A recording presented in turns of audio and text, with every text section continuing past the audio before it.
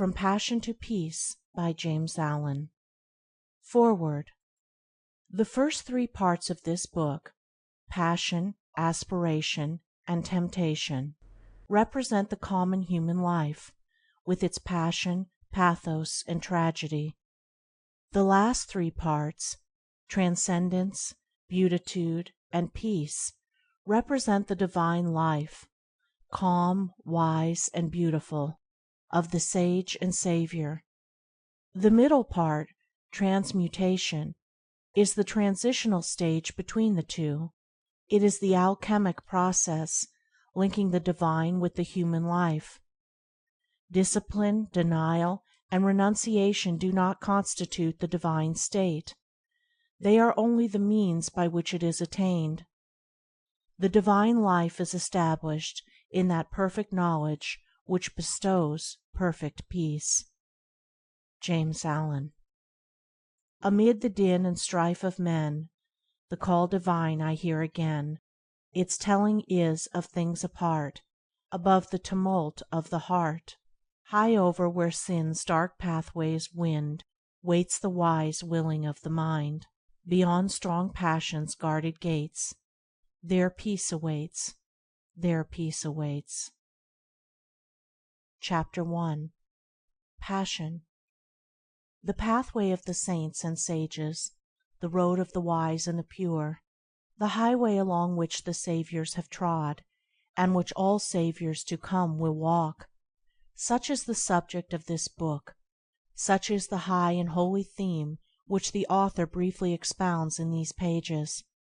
Passion is the lowest level of human life. None can descend lower. In its chilling swamps and concealing darkness creep and crawl the creatures of the sunless world. Lust, hatred, anger, covetousness, pride, vanity, greed, revenge, envy, backbiting, lying, theft, deceit, treachery, cruelty, suspicion, jealousy. Such are the brute forces and blind, unreasoning impulses that inhabit the underworld of passion, and roam devouring and devoured in the rank primeval jungles of the human mind. There also dwell the dark shapes of remorse, pain, and suffering, and the drooping forms of grief, sorrow, and lamentation. In this dark world the unwise live and die, not knowing the peace of purity, nor the joy of that divine light which forever shines above them and for them. Yet it shines in vain so long as it falls on the unseeing eyes which look not up, but are ever bent earthward, fleshward. But the wise look up. They are not satisfied with this passion world. They bend their steps towards the upper world of peace, the light and the glory of which they behold, at first far off, but nearer and with ever increasing splendor as they ascend. None can fall lower than passion, but all can rise higher. In that lowest place where further descent is impossible, all who move forward must ascend. The ascending pathway is always at hand, near and easily accessible. It is the way of self-conquest. He has already entered into it who has begun to say nay to his selfishness, who has begun to discipline his desires, and to control and command the unruly elements of his mind. Passion is the arch-enemy of mankind, the slayer of happiness, the opposite and enemy of peace. From it proceeds all that defiles and destroys. It is the source of misery, and the promulgator of mischief and disaster. The inner world of selfishness is rooted in ignorance of divine law, of divine goodness, ignorance of the pure way and the peaceful path. Passion is dark, and it thrives and flourishes in spiritual darkness. It cannot enter the regions of spiritual light. In the enlightened mind the darkness of ignorance is destroyed. In the pure heart there is no place for passion. Passion in all its forms is a mental thirst, a fever, a torturing unrest. As a fire consumes a magnificent building, reducing it to a heap of unsightly ashes, so are men consumed by the flames of passions, and their deeds and works fall and perish. If one would find peace, he must come out of passion. The wise man subdues his passions, the foolish man is subdued by them. The seeker for wisdom begins by turning his back on folly.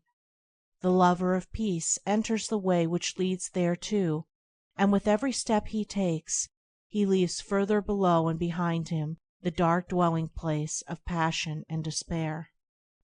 The first step towards the heights of wisdom and peace is to understand the darkness and misery of selfishness, and when that is understood, the overcoming of it, the coming out of it, will follow. Selfishness, or passion, not only subsists in the gross forms of greed and glaringly ungoverned conditions of the mind, it informs also every hidden thought which is subtly connected with the assumption and glorification of one's self. It is most deceiving and subtle when it prompts one to dwell upon the selfishness in others, to accuse them of it, and to talk about it. The man who continually dwells upon the selfishness in others will not thus overcome his own selfishness. Not by accusing others do we come out of selfishness, but by purifying ourselves. The way from passion to peace is not by hurling painful charges against others, but by overcoming one's self. By eagerly striving to subdue the selfishness of others, we remain passion-bound. By patiently overcoming our own selfishness, we ascend to freedom. Only he who has conquered himself can subdue others, and he subdues them not by passion, but by love.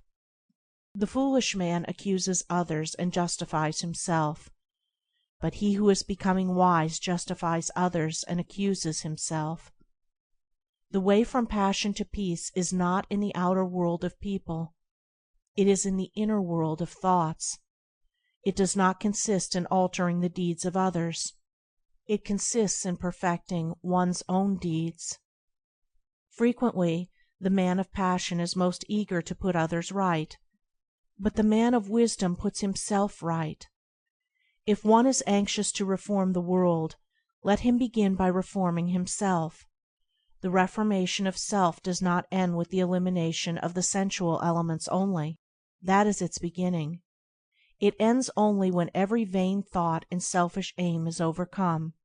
Short of perfect purity and wisdom, there is still some form of self-slavery or folly which needs to be conquered. Passion is at the base of the structure of life. Peace is at its crown and summit. Without passion to begin with, there would be no power to work with, and no achievement to end with. Passion represents power, but power misdirected, power producing hurt instead of happiness. Its forces, while instruments of destruction in the hands of the foolish, are instruments of preservation in the hands of the wise. When curbed and concentrated and beneficially directed, they represent working energy. Passion is the flaming sword which guards the gates of paradise. It shuts out and destroys the foolish. It admits and preserves the wise. He is the foolish man who does not know the extent of his own ignorance, who is the slave of thoughts of self, who obeys the impulses of passion. He is the wise man who knows his own ignorance, who understands the emptiness of selfish thoughts, who masters the impulses of passion. The fool descends into deeper and deeper ignorance. The wise man ascends into higher and higher knowledge. The fool desires, suffers, and dies. The wise man aspires, rejoices, and lives. With mind intent on wisdom and mental gaze raised upward, the spiritual warrior perceives the upward way and fixes his attention upon the heights of peace. Chapter 2. Aspiration. With the clear perception of one's own ignorance comes the desire for enlightenment, and thus in the heart is born aspiration, the rapture of the saints. On the wings of aspiration man rises from earth to heaven, from ignorance to knowledge, from the under darkness to the upper light. Without it he remains a groveling animal, earthly, sensual, unenlightened and uninspired. Aspiration is the longing for heavenly things, for righteousness, compassion, purity, love, as distinguished from desire, which is the longing for earthly things, for selfish possessions, personal dominance, low pleasures, and sensual gratifications.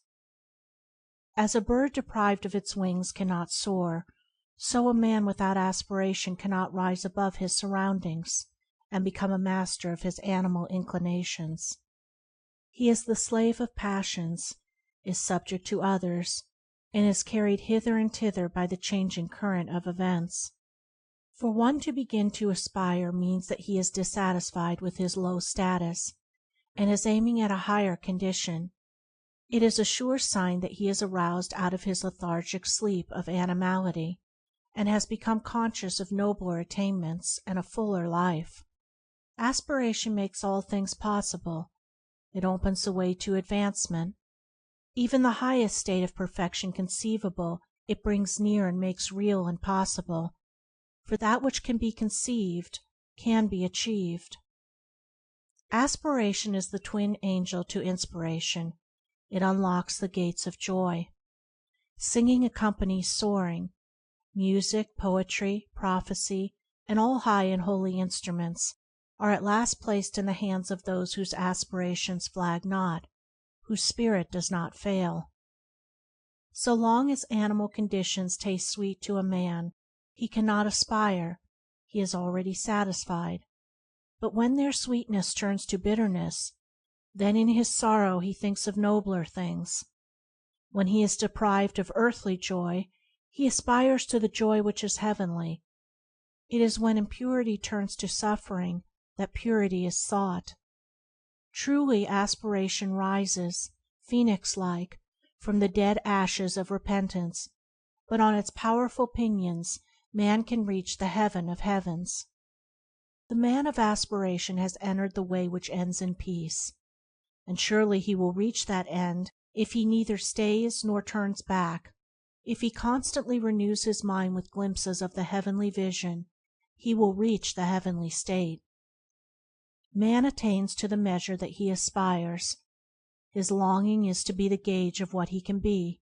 To fix the mind is to foreordain the achievement. As a man can experience and know all low things, so he can experience and know all high things. As he has become human, so he can become divine. The turning of the mind in high and divine directions is the sole and needful task. What is impurity but the impure thoughts of the thinker?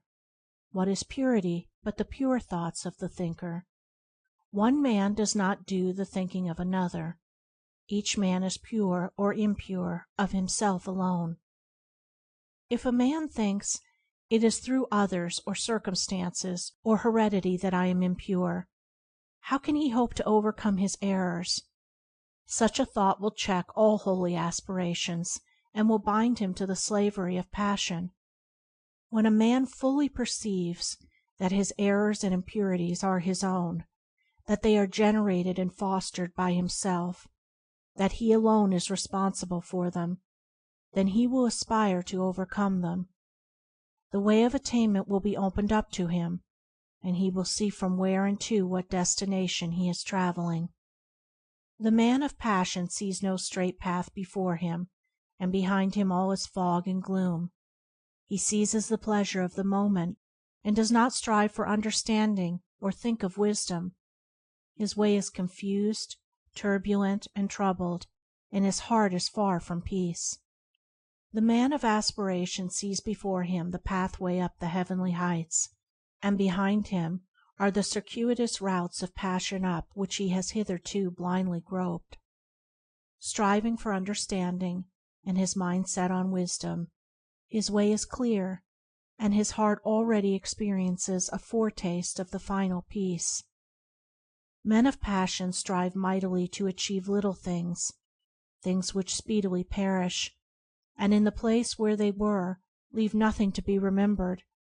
Men of aspiration strive with equal might to achieve great things, things of virtue, of knowledge, of wisdom, which do not perish, but stand as monuments of inspiration for the uplifting of humankind. As the merchant perceives worldly success by persistent exertion, so the saint achieves spiritual success by aspiration and endeavor. One becomes a merchant, the other a saint, by the particular direction in which his mental energy is guided. When the rapture of aspiration touches the mind, it at once refines it, and the dross of its impurities begin to fall away. While aspiration holds the mind, no impurity can enter it, for the impure and the pure cannot at the same moment occupy the thought. But the effort of aspiration is at first spasmodic and short-lived.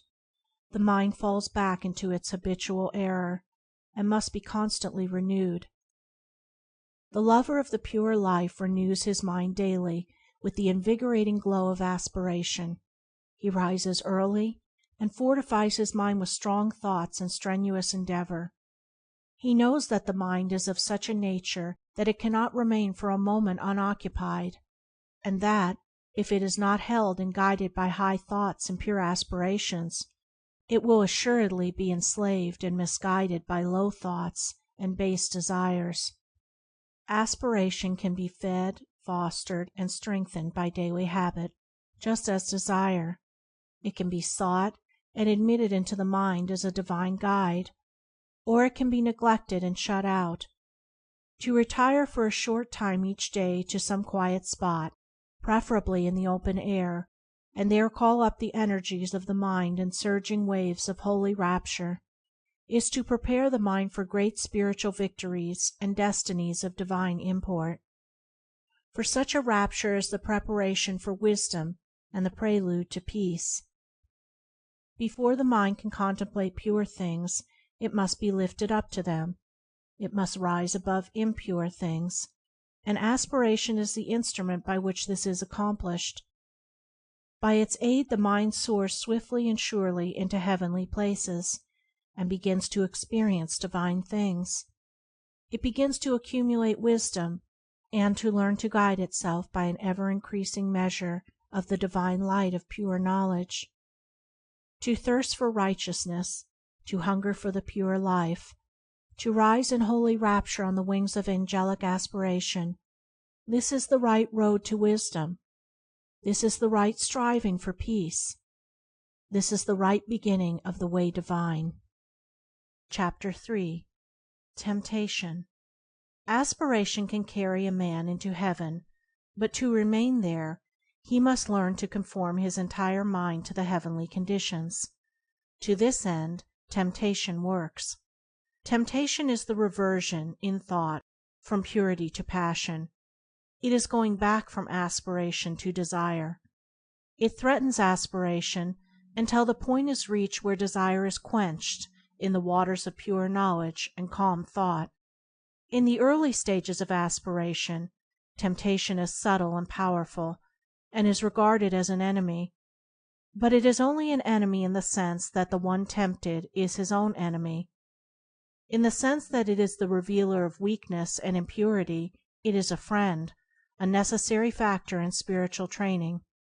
It is, indeed, an accompaniment of the effort to overcome evil and apprehend good. To be successfully conquered, the evil in a man must come to the surface and present itself, and it is in temptation that the evil hidden in the heart stands revealed and exposed. That which temptation appeals to and arouses is unconquered desire, and temptation will again and again assail a man until he has lifted himself above the lusting impulses. Temptation is an appeal to the impure.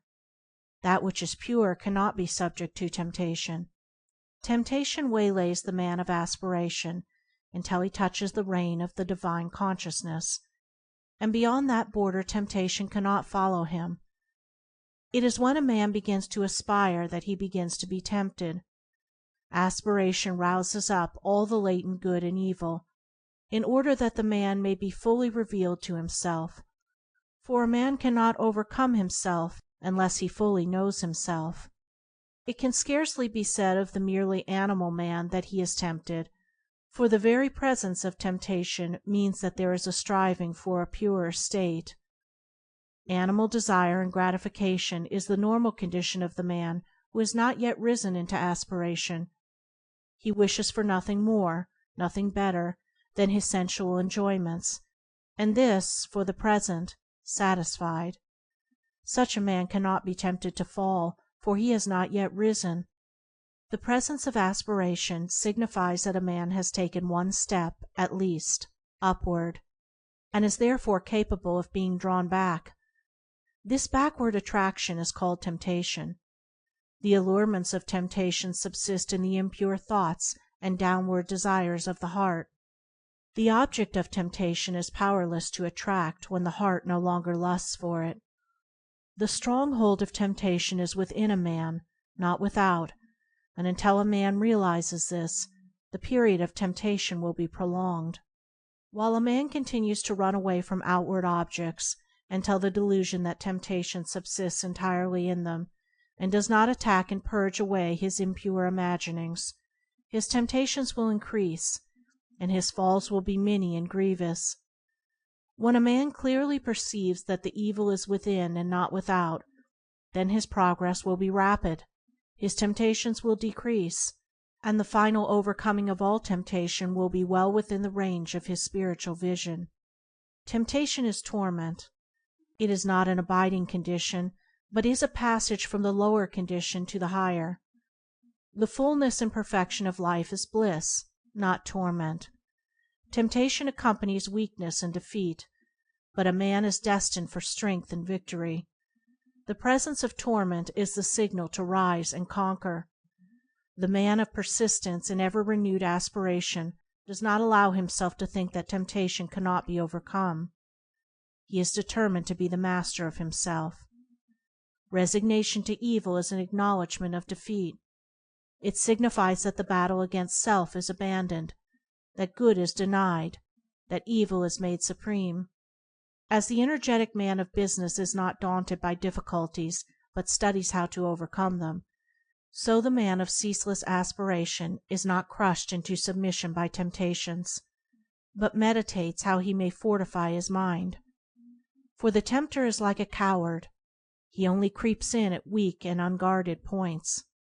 The tempted one should study thoughtfully the nature and meaning of temptation, for until it is known it cannot be overcome. A wise general, before attacking the opposing force, studies the tactics of his enemy. Likewise, he who is to overcome temptation must understand how it arises in his own darkness and error, and must study, by introspection and meditation, how to disperse the darkness and supplant the error by truth. The stronger a man's passions, the fiercer will be his temptations, the deeper his selfishness, the more subtle his temptations, the more pronounced his vanity, the more flattering and deceptive his temptations. A man must know himself if he is to know the truth. He must not shrink away from any revelation which will expose his error. On the contrary, he must welcome such revelations, as it aids to that self-knowledge which is the handmaid of self-conquest. The man who cannot endure to have his errors and shortcomings brought to the surface and made known, but tries to hide them, is unfit to walk the highway of truth. He is not properly equipped to battle with and overcome temptation. He who cannot fearlessly face his lower nature cannot climb the rugged heights of renunciation. Let the tempted one know this, that he himself is both tempter and tempted, that all his enemies are within, that the flatterers which seduce, the taunts which stab, and the flames which burn, all spring from that inner region of ignorance and error in which he has hitherto lived. Knowing this, let him be assured of complete victory over evil. When he is sorely tempted, let him not mourn therefore, but let him rejoice in that his strength is tried and his weaknesses exposed. For he who truly knows and humbly acknowledges his weaknesses will not be slow in setting about the acquisition of strength. Foolish men blame others for their lapses and sins, but let the truth lover blame only himself. Let him acknowledge his complete responsibility for his own conduct, and not say when he falls, "This thing, or such and such a circumstance, or that man was to blame."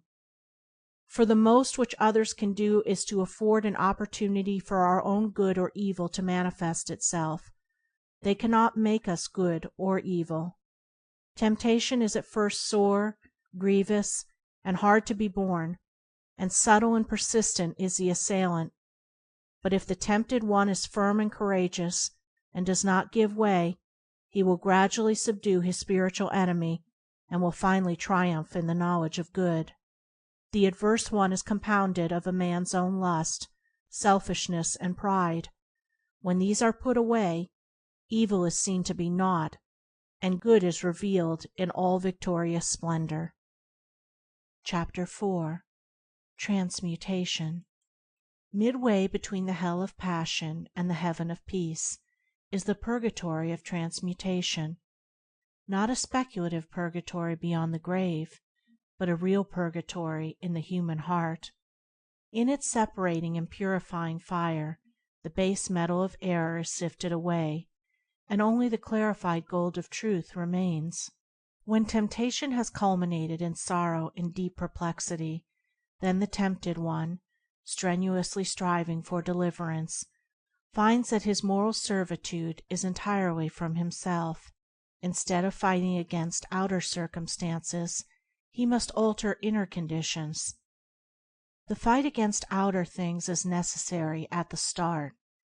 It is the only course which can be adopted at first, because of the prevailing ignorance of mental causation, but it never, of itself, brings about emancipation.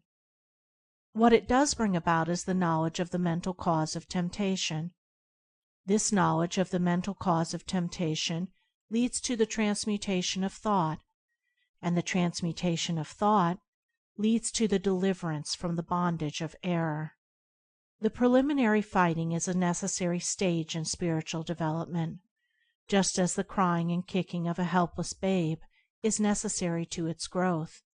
But as the crying and kicking is not needed beyond the infant stage, so the fierce struggling with, and falling under, temptation ends when the knowledge of mental transmutation is acquired.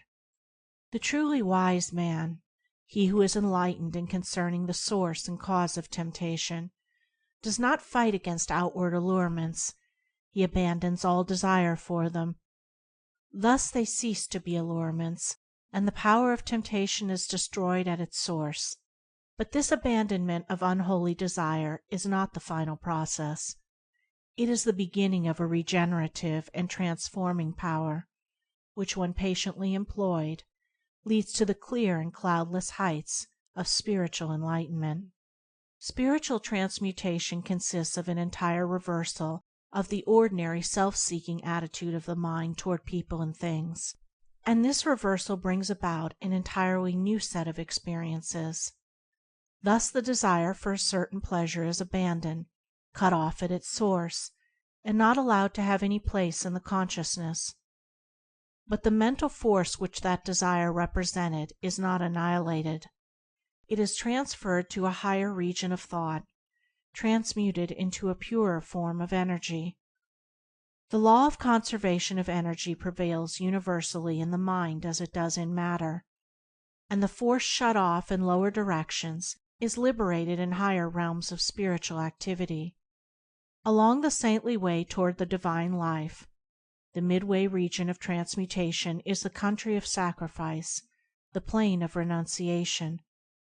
Old passions, old ambitions and thoughts are cast away and abandoned, but only to reappear in some more beautiful, more permanent, more eternally satisfying form. Valuable jewels, long guarded and cherished, when thrown tearfully in the melting pot, are remolded into new and more perfect adornments.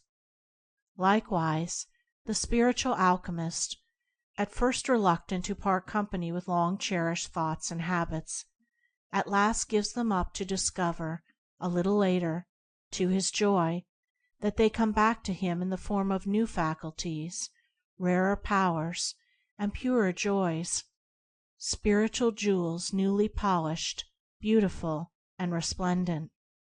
In transmuting his mind from evil to good, a man comes to distinguish more and more clearly between error and truth, and so distinguishing, he ceases to be swayed and prompted by outward things and by the actions and attitudes of others. Instead, he acts from his knowledge of truth.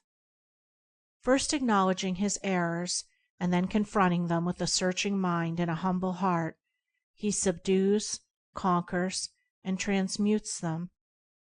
The early stage of transmutation is painful but brief, for the pain is soon transformed into pure spiritual joy, the brevity of the pain being measured by the intelligence and energy with which the process is pursued.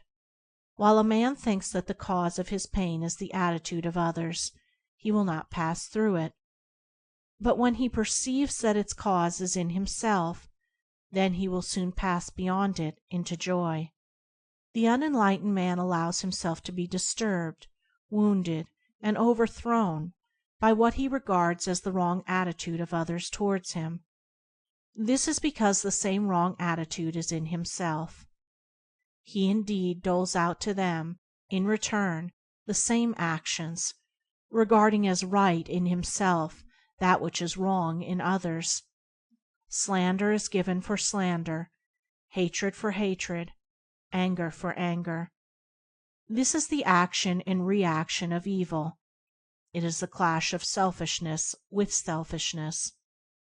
It is only the self, or selfish elements, within a man that can be aroused by the evil in another. The truth, or divine characteristics in a man, cannot be approached by that evil, much less can be disturbed and overthrown by it. It is the conversion or complete reversal of this self or selfishness into truth that constitutes transmutation. The enlightened man has abandoned the delusion that evil in others has the power to hurt and subdue him, and he has grasped the profound truth that he is only overthrown by the evil in himself. He therefore ceases to blame others for his sins and sufferings, and applies to himself to purifying his own heart. In this reversal of his mental attitude, he transmutes the lower selfish forces into the higher moral attributes. The base ore of error is cast into the fire of sacrifice, and there comes forth the pure gold of truth. Such a man stands firm and unmoved when assailed by outward things.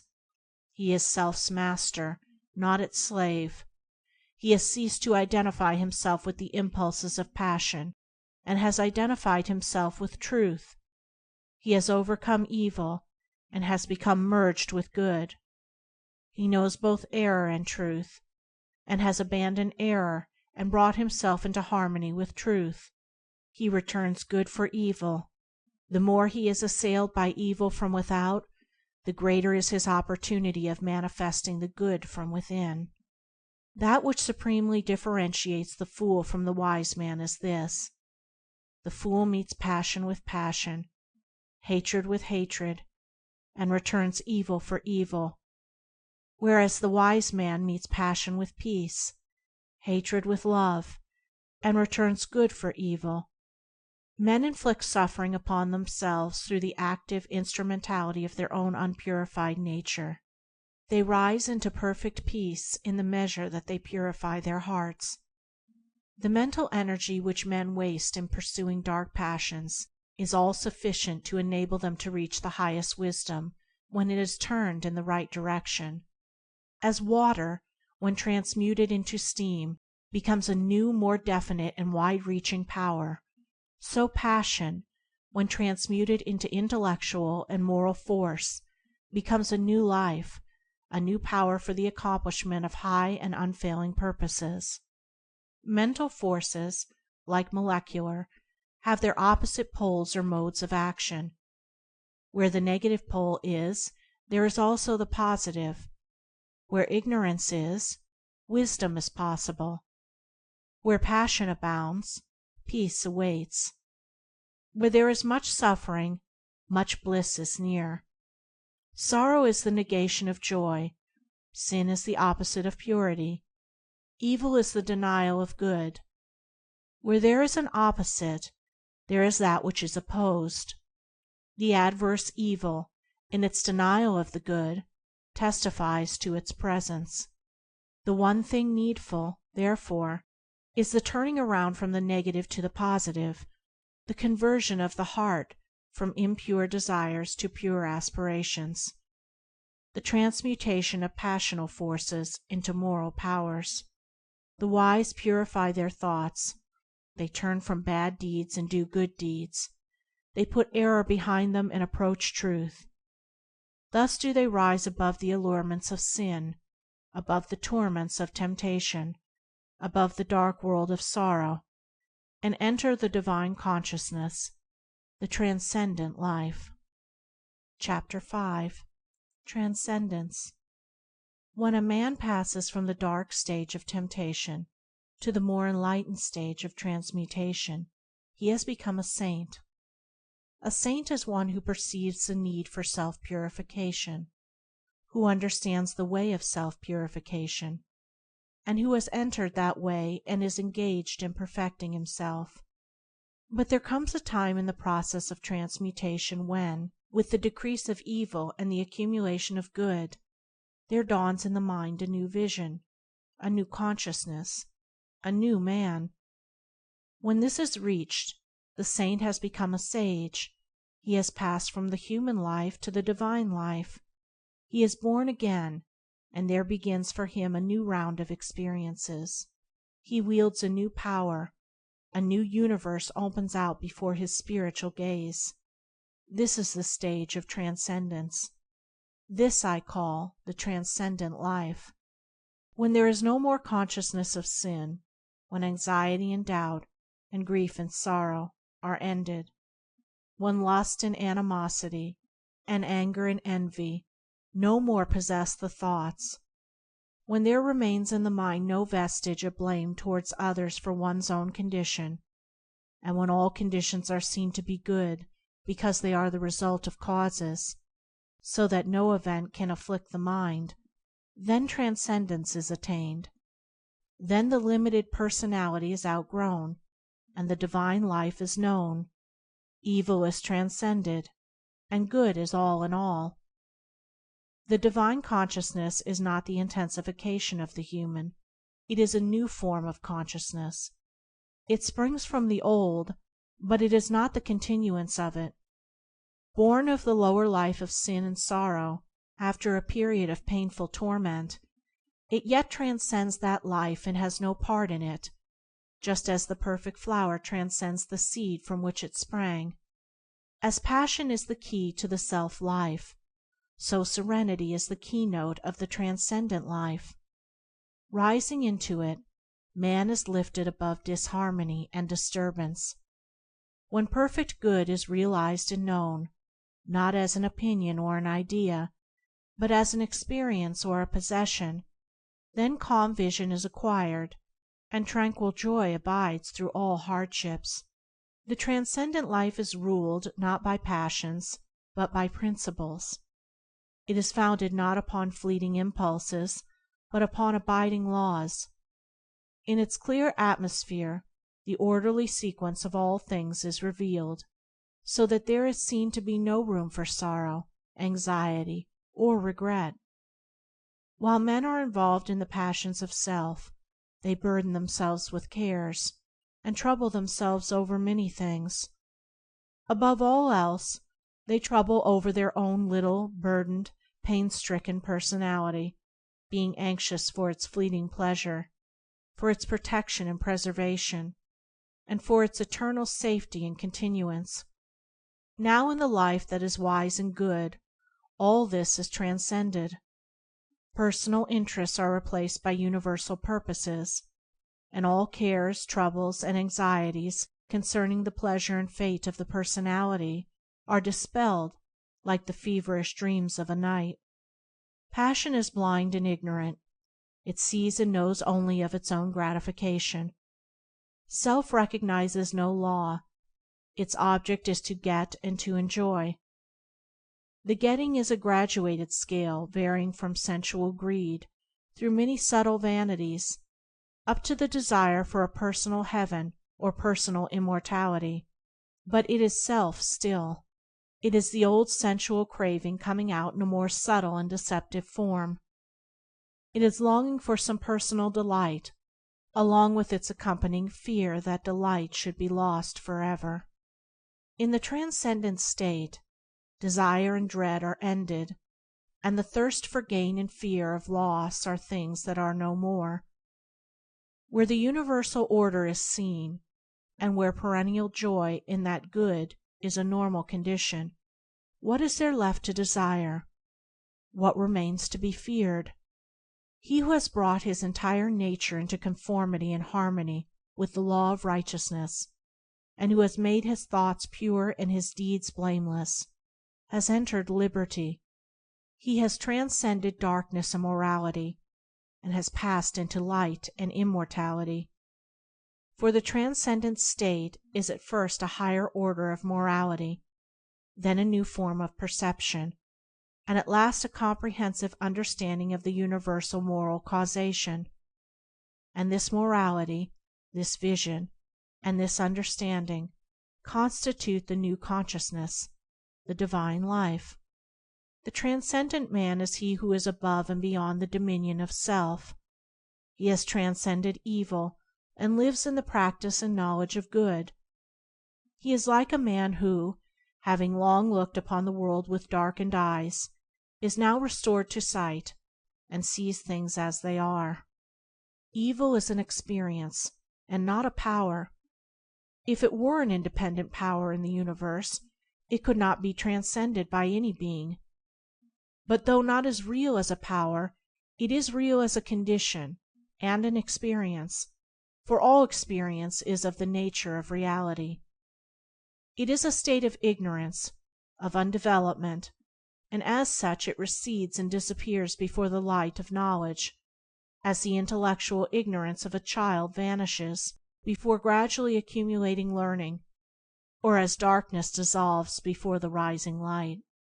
The painful experience of evil passes away as the new experiences of good enter into and possess the field of consciousness. And what are the new experiences of good? They are many and beautiful, such as the joyful knowledge of the freedom from sin. They are the absence of remorse and deliverance from all torments of temptation. They are ineffable joy in conditions and circumstances which formerly caused deep affliction, and imperviousness to be hurt by the actions of others. They are great patience and sweetness of character, serenity of mind under all circumstances, and emancipation from doubt, fear, and anxiety. They are freedom from all dislike, envy, and animosity, with the power to feel and act kindly toward others, those who see fit to constitute themselves as one's enemies or opponents. They are the divine power to give blessings for curses, and to return good for evil, a deep knowledge of the human heart, with a perception of its fundamental goodness, an insight into the law of moral causation and the mental evolution of beings, with a prophetic foresight of the sublime good that awaits humanity. Above all, they are a glad rejoicing in the limitation and impotency of evil, and in the eternal supremacy and power of good. All these, and the calm, strong, far-reaching life that these imply and contain, are the rich experiences of the transcendent man, along with all the new and varied resources, the vast powers, the quickened abilities, and enlarged capacities that spring to life in the new consciousness. Transcendence is surpassing virtue. Evil and good cannot dwell together. Evil must be abandoned, left behind, and transcended before good is grasped and known. When good is practiced and fully comprehended, then all the afflictions of the mind are at an end. For that which is accompanied with pain and sorrow in the consciousness of evil is not so accompanied in the consciousness of good. Whatsoever happens to the good man cannot cause him perplexity or sorrow, for he knows its cause and issue, knows the good which is ordained to accomplish in himself, and so his mind remains happy and serene. Though the body of the good man may be bound, his mind is free. Though it may be wounded and in pain, joy and peace abide within his heart. A spiritual teacher had a pupil who was apt and earnest. After several years of learning and practice, the pupil one day offered a question for discussion which his master could not answer. After days of deep meditation, the master said to his pupil, "I cannot answer the question which you have asked. Have you any solution to offer?" Whereupon the pupil formulated a reply to the question which he had propounded. The master then said to him, "You have answered that which I could not, and henceforth neither I nor any man can instruct you, for now you are indeed instructed by Truth. You have soared, like the kingly eagle, where no man can follow. Your work is now to instruct others. You are no longer the pupil. You have become the master." In looking back on the self-life which he had transcended, the divinely enlightened man sees all the afflictions of that life as though his schoolmasters were teaching and leading him upward, and in the measure that he penetrated their meaning and lifted himself above them, they departed from him. Their mission to teach him having ended, they left him the triumphant master of the field. For the lower cannot teach the higher, ignorance cannot instruct wisdom, evil cannot enlighten good, nor can the pupil set lessons for the master. That which is transcended cannot reach up to that which transcends. Evil can only teach in its own sphere, where it is regarded as master. In the sphere of good it has no place and no authority. The strong traveler on the highway of truth knows no such thing as resignation to evil. He only knows obedience to good. He who submits to evil, saying, "Sin cannot be overcome, and evil must be borne," thereby acknowledges that evil is his master. It is not his master to instruct him, but to bind and oppress him. The lover of good cannot be a lover of evil, nor can he, for one moment, admit its ascendancy. He elevates and glorifies good, not evil. He loves light, not darkness. When a man makes truth his master, he abandons error. As he transcends error, he becomes more like his master, until at last he becomes one with truth, teaching it, as a master, by his actions, and reflecting it in his life. Transcendence is not an abnormal condition. It belongs to the orderly process of evolution. Though as yet few have reached it, all will come into it in the course of the ages. And he who ascends into it sins no more, sorrows no more, and is no more troubled. Good are his thoughts, good are his actions, and good is the tranquil tenor of his way. He has conquered self, and has submitted to truth. He has mastered evil, and has comprehended good. Henceforth neither men nor books can instruct him, for he is instructed by the Supreme Good, the Spirit of Truth. Chapter 6. Beatitude. When divine good is practiced, life is bliss. Bliss is the normal condition of the good man. Those outer assaults, harassments, and persecutions which bring about such suffering to others only serve to heighten his happiness, for they cause the deep fountain of good within him to well up to greater abundance. To have transcended virtue is to enjoy transcendent happiness. The beatific blessedness which Jesus holds out is promised to those having the heavenly virtues, to the merciful, the pure in heart, the peacemakers, and so on. The higher virtue does not merely and only lead to happiness, it is happiness. It is impossible for a man of transcendent virtue to be unhappy. The cause of unhappiness must be sought and found in the self-loving elements, and not in the self-sacrificing qualities. A man may have virtue and be unhappy, but not so if he has divine virtue. Human virtue is mingled with self, and therefore with sorrow. But from divine virtue every taint of self has been purged away, and with it every vestige of misery. One comparison will suffice to illustrate this. A man may have the courage of a lion in attack and self-defense, such courage being a human virtue, but he will not thereby be rendered supremely happy. However, he whose courage is that of the divine kind, which enables him to transcend both attack and defense, and to remain mild, serene, and lovable under attack, such a man will thereby be rendered supremely happy. Moreover, his assailant will be rendered more happy, in that a more powerful good will overcome and cast out the fierce and unhappy evil of the other. The acquisition of human virtue is a great step towards truth, but the divine way transcends it. Truth lies upward and beyond. Doing good in order to gain a personal heaven or personal immortality is human virtue, but it is not unmixed with self, and not emancipated from sorrow. In the transcendent virtues all is good, and good is all, and there is no personal or ulterior aim. Human virtue is imperfect; it is mixed with the baser, selfish elements, and needs to be transmuted. Divine virtue is unblemished and pure; it is complete and perfect in itself. And what are the transcendent virtues that embody all happiness and joy?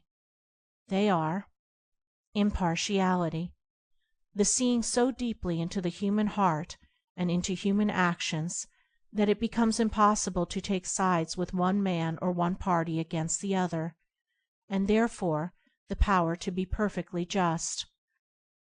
Unlimited kindness towards all men, women, and all creatures, whether enemies or friends. Perfect patience, at all times, in all circumstances, and under the severest trials. Profound humility, the total surrender of self, the judging of one's own actions as though they were the actions of another. Stainless purity of mind and deed. Freedom from all evil thoughts and impure imaginings. Unbroken calmness of mind, even in the midst of outward strife, or surrounded by the turmoil of many hardships and difficulties. Abiding goodness, of heart, impervious to evil, returning good for evil. Compassion, deep pity for all creatures and beings in their sufferings, shielding the weak and helpless, and protecting, out of pity, even one's enemies from injury and slander. Abounding love, towards all living things, rejoicing with the happy and successful, and sympathizing with the sorrowing and defeated. Perfect peace, toward all things, being at peace with all the world, a profound reconciliation to the divine order of the universe. Such are the virtues that transcend both vice and virtue. They include all that virtue embodies, while going beyond it into divine truth. They are the fruits of innumerable efforts to achieve the glorious gifts of him that overcomes. They constitute the 10-jeweled crown prepared for the calm brow of him who has conquered himself. With these majestic virtues is the mind of the sage adorned. By them he is eternally shielded from sin and sorrow, from harm and hurt, from trouble and turmoil. In them he abides in happiness, a blessedness, a bliss, so pure and tranquil, so deep and high, so far transcending all the fleeting excitements of self as to be unknown and incomprehensible to the self-seeking consciousness. The sage has conquered passion and has come to lasting peace. As the mighty mountain remains unmoved by the turbulent ocean that beats at its base, so the mind of the sage, towering in lofty virtue, remains unshaken by the tempests of passion which beat unceasingly upon the shores of life. Good and wise, he is evermore happy and serene. Transcendingly virtuous, he lives in beatific bliss. Chapter 7. Peace. Where passion is, peace is not; where peace is, passion is not. To know this is to master the first letter in the divine language of perfect deeds. To know that passion and peace cannot dwell together is to be well prepared to renounce the lesser and embrace the greater. Men pray for peace, yet cling to passion. They foster strife, yet pray for heavenly rest. This is ignorance, profound spiritual ignorance. It is not to know the first letter in the alphabet of things divine. Hatred and love, strife and peace, cannot dwell together in the same heart. Where one is admitted as a welcome guest, the other will be turned away as an unwelcome stranger. He who despises another will be despised by others. He who opposes his fellow man will himself be resisted. He should not be surprised and mourn that men are divided. He should know that he is propagating strife. He should understand his lack of peace. He is brave who conquers another, but he who conquers himself is supremely noble. He who is victorious over another may, in turn, be defeated, but he who overcomes himself will never be subdued. By the way of self-conquest is perfect peace achieved. Man cannot understand it, cannot approach it, until he sees the supreme necessity of turning away from the fierce fighting of all things without, and entering the noble warfare against evils within. He who has realized that the enemy of the world is within and not without, that his ungoverned thoughts are the source of confusion and strife, that his own unchastened desires are the violators of his peace, and of the peace of the world, such a man is already on the saintly way. If a man has conquered lust and anger, hatred and pride, selfishness and greed, he has conquered the world. He has slain the enemies of peace, and peace remains with him. Peace does not fight, it is not partisan, it has no blatant voice. The triumph of peace is an unassailable silence. He who is overcome by force is not thereby overcome in his heart. He may be a greater enemy than before, but he who is overcome by the spirit of peace is thereby changed at heart.